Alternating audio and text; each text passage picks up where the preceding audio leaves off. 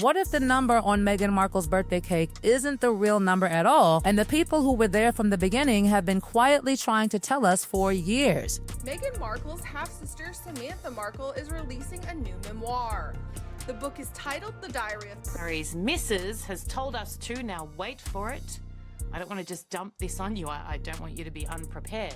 Defamation or defamation by implication, and said that Samantha merely disagreed with Meghan's opinion. There's a theory about Meghan Markle that refuses to die. It doesn't scream, it doesn't trend for a week and disappear. It lingers, it whispers, it waits.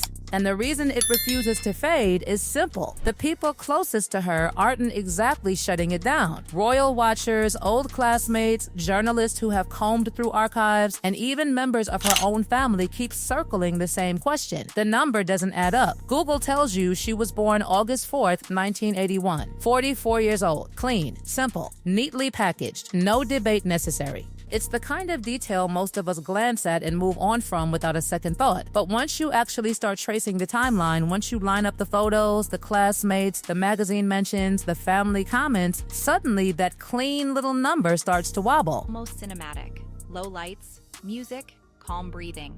Then, almost as an aside, he mentioned Born August 4th, 1981. 44 years old today. That's the official story. And on paper, it flows beautifully. Born in Los Angeles.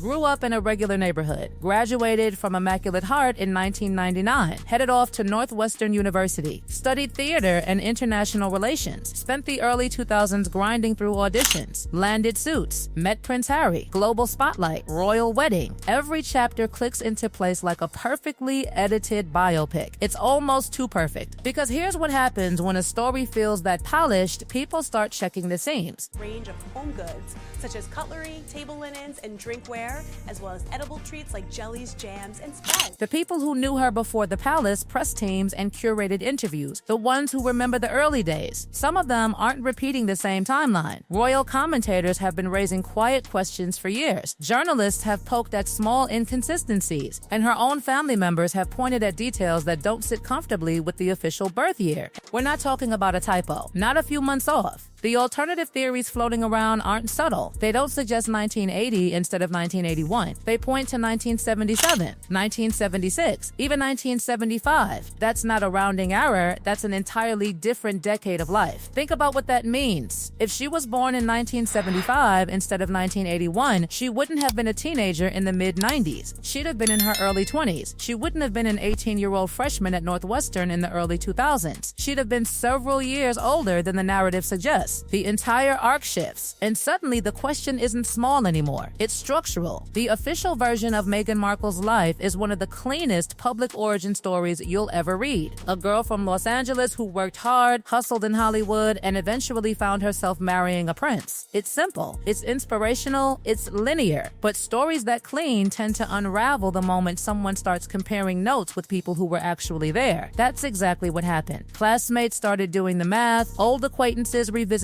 dates, family members spoke in interviews, and casually dropped references that didn't quite align with 1981. And over time, a pattern formed. Not one loud accusation, not one dramatic reveal. A pattern. Instead of 1981, some who claim to have known her personally have pointed toward mid-70s birth years. 1976, 1975, 1977. And when her father, Thomas Markle, spoke publicly over the years, certain comments only added fuel to the speculation. If any of those are accurate, the timeline doesn't just wobble. It collapses and rebuilds into something entirely different. Now here's where it gets messy. The people raising these questions don't even agree on a single alternate year. Some say 1977. Others insist on 1976. A few go all the way back to 1975. At first glance, that disagreement might make the entire theory easier to dismiss. If they can't settle on one number, how credible can it be? But look closer. They all land in the same general window, mid-70s. That consistency matters. And then there's Samantha Markle, Meghan's older half-sister, outspoken, unfiltered, never shy about grabbing a microphone when there's one nearby. While Meghan's public image has always felt meticulously curated, Samantha has positioned herself on the opposite end of the spectrum. Books, interviews, public statements, and a steady drumbeat of claims that the official story doesn't match the one she remembers living. A lot of people dismiss Samantha immediately. Family feuds are complicated. Motives are questioned. Emotions emotions run high. But here's the difference between random online speculation and what Samantha brings to the table. She was there. She grew up in that family. She remembers birthdays, milestones, timelines from the inside. And she keeps saying something doesn't line up. Yet here's the twist that makes this whole thing even more complicated. Samantha herself has acknowledged a roughly 17-year age gap between her and Meghan. Do the math on that, and it points right back to 1981, which raises an uncomfortable question. Does she accept the official birth year but dispute other parts of the story? Or is the age just one piece of a much larger puzzle she's hinting at? That ambiguity is what keeps this alive. It's not just Samantha. Journalists have dug into old publications. Royal commentators have tracked inconsistencies. People from Meghan's earlier Los Angeles years have revisited their memories. And while not everyone agrees on the exact number, the shared feeling is the same. Something about the timeline feels off. And then we arrive at the magazine. March 1997. 17 magazine. A teenage publication most people would flip through and forget. Inside it, there's a mention of a Los Angeles woman listed as 21 years old at the time of publication. Do the math. If someone was 21 in early 1997, they weren't born in 1981. They were born around 1975 or 1976. Now, on its own, that's not definitive. Magazines get details wrong, ages get misprinted, editors miss things, one data point isn't a case. But it doesn't exist in isolation. There's also the Northwestern University salsa club photo from the early 2000s. A casual group shot. Students gathered. Harmless. Ordinary. Until people started looking at who else was in the frame. Many of the classmates pictured with her are in their early to mid-50s in 2025. That places their birth years roughly between 1970 and 1974, which means they graduated high school in the late 1980s, nearly a decade before the graduation year attached to Meghan's name. If she was born in 1981, she would have arrived at Northwestern as an 18 or 19-year-old freshman. Yet the crowd she's pictured would skew significantly older. Not impossible, but not typical. If she was born in 1975 or 1976, suddenly the photo feels perfectly ordinary. Same generation, same life stage, no awkward gap to explain. The magazine, the salsa club photo, the birth years that keep resurfacing. Each one alone explainable. Together, harder to brush aside. And that's where the real tension sits. Not in one smoking gun, not in one explosive confession, but in a cluster of small details that refuse to align neatly with the official narrative. So here we are, celebrating a birthday that says 44, while a growing number of voices quietly wonder whether the number on the cake is the most carefully polished detail of all. And now we get to the question nobody asks out loud without lowering their voice first. If the dates really are off, even slightly, why? Because let's be honest, shaving off a year?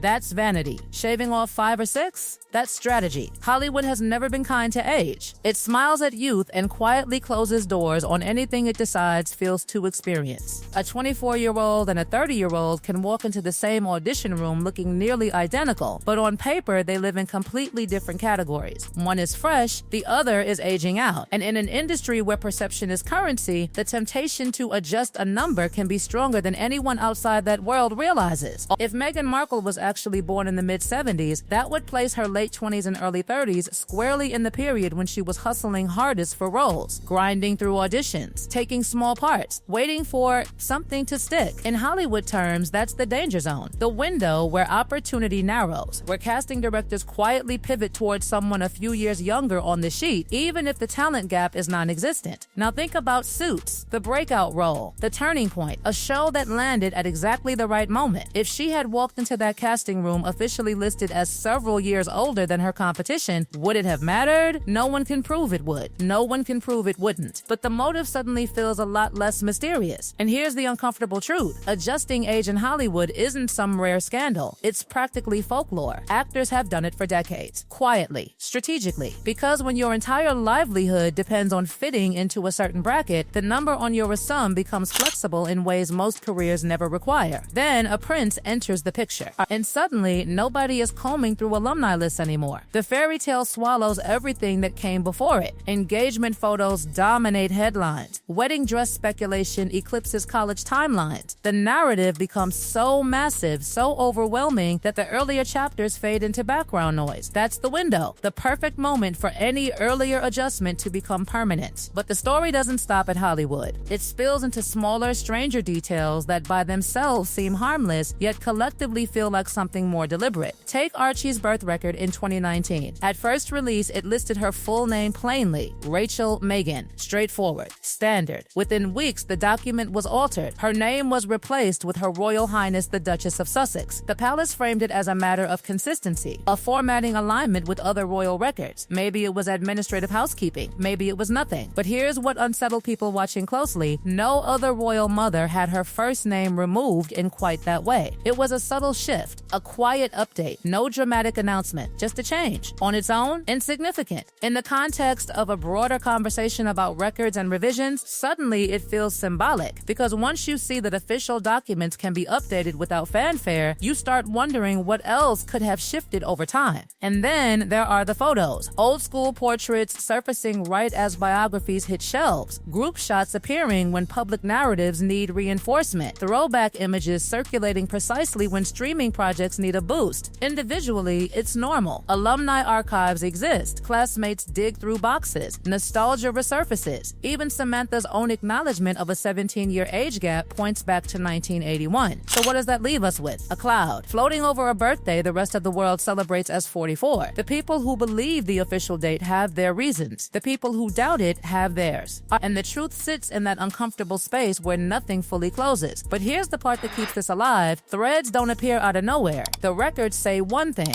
The memories say another. And somewhere between Los Angeles yearbooks, Northwestern archives, Hollywood casting sheets, and palace press offices, the truth, whatever it is, sits quietly, waiting. Now, the question isn't what Google says. The question is what you believe.